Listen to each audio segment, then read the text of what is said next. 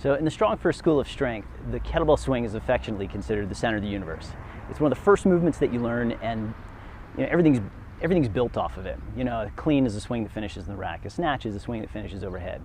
And there are elements of preparing for the swing that also apply to what would seem like unrelated movements, like the one-arm push-up. So what do we need for a swing, right? We need great hip extension. We need, the front of your hip to be open. We want to be able to create some great pop and explosion and lock out with the glutes. And what is the top of the swing? Basically, it's a plank, right? It's quick, it's momentary. There's that brief, float, and you've got that tight top of your swing. But what is your one-arm push-up? It's a plank. It's a plank that we're creating a lot of tension.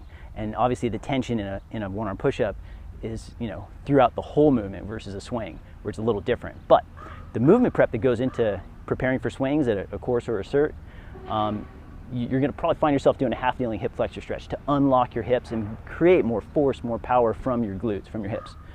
And we can take that half kneeling hip flexor stretch and we can apply it to your one-arm push-up to take the brakes off of, the tension that you want to be able to create so you can produce more strength and power.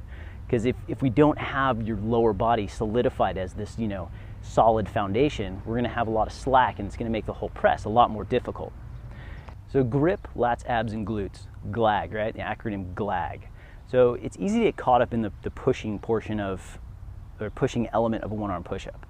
Because, obviously it's a press, and you're going to use your grip, and you're going to use your lat to pull yourself down, and you use your abs to brace up your trunk, and you squeeze your glutes. But like if we focus on the glutes, I feel like it's an element of the one-arm push-up that kind of goes overlooked, because I think it's easy to get caught up in the pressing aspect of it. But the pressing gets easier when you have a really solid foundation to push from. So you've done this before. You've done this for swings or for other things, or maybe just to recover from all the sitting that we do in our first world lifestyles. But we're gonna go half kneeling hip flexor stretch. 90, 90, 90, right? Now let's go flat toes, because when they're tucked, it kind of loads more stretch in your quad. And we're looking to open the front of your hip so we can have more of that glute activation, so you can have that solid structure for your one-arm push-up. So pelvis position. We want to make sure you're not arched. No arching your back, because this is going to not give us the effect that we're looking for in the hip. But we also don't want to be overly tucked in our pelvis. So we're looking for level pelvis position, glute squeeze, and then give it a push. And you should find some stretch. Even for somebody who has like really open hips, I can still find a stretch here with some good glute activation. So we're gonna give it a 3 count, you back off, reset it, give it a push, back off, reset it. So how many times? How about 5? So we'll go 5 times, left, right, and then get a rep.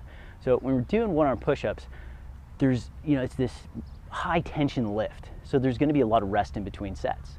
And we're generally gonna do ones and 2s, or maybe some 1, 2, 3 ladders. So in between sets, obviously some fast and loose, and then do some hip flexor stretch. And when you come back to each rep, pay attention to how much stronger your foundation is. Set your glutes, be methodical with your setup, set your legs and your glutes, get tight, and you're gonna find that your one-arm push-ups get stronger and more efficient. Try it, I think you're gonna like it.